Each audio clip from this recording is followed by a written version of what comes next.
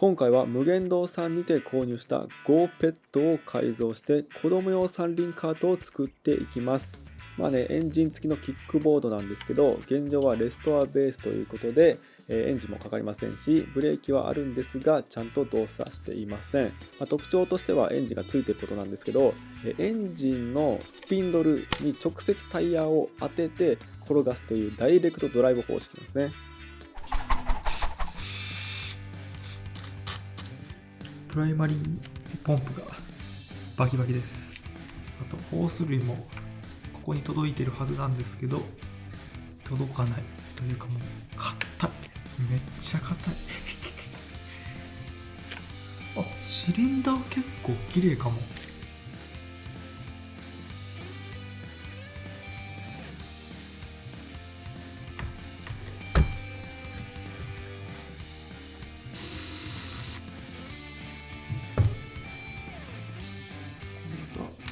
スターター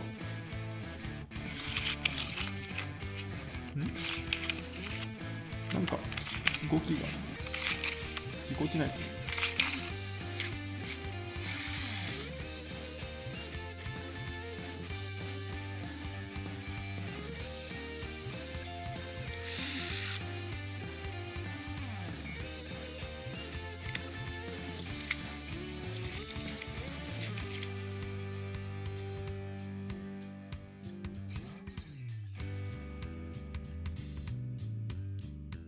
はい、ご覧いただいている通り順調にレストア作業進んでいるんですが、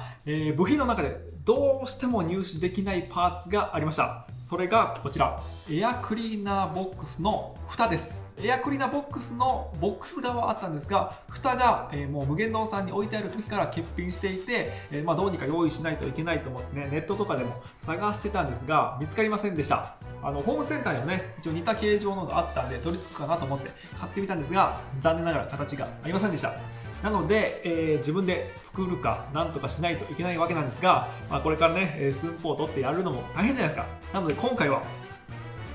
こちら、レボポイントさんからご提供いただきましたミラコ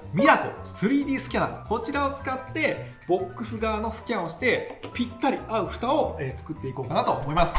では中身についてざっくり説明していきます。こちらがいつもの胸像ですね。で、タイプ C ケーブル、これが地味に嬉しい 65W の充電器。スキャナー本体の充電はもちろんスマホとか PC の充電に使えます。で、あと海外で使う時の変換のアダプターで、これが回転テーブルですね。結構小さめのやつです。で、あとミニ三脚とか他にケーブルとかいろいろあるんですが、これですよ。これがね、今回のスキャナー本体となります。もうご覧いただいている通りね、ここに画面がついてて、でこっち側にレンズがついてる。つまりですよ、今回のこのスキャナーはパソコンがいりません。今までレビューさせてもらったポップ2とかミーとかランチとか、どれもね、初心者の僕でも使えるくらい使いやすくて良かったんですけど、このミラコに関してはちょっと一線を凌駕するというか、もうそれくらい、使いやすいです。もうなんといってもね、ケーブルレスなんですよ。今までのやつはスキャナー本体とパソコンがケーブルでつながっていたんで、距離とかね、取り回しっていう部分がどうしても制約が出て、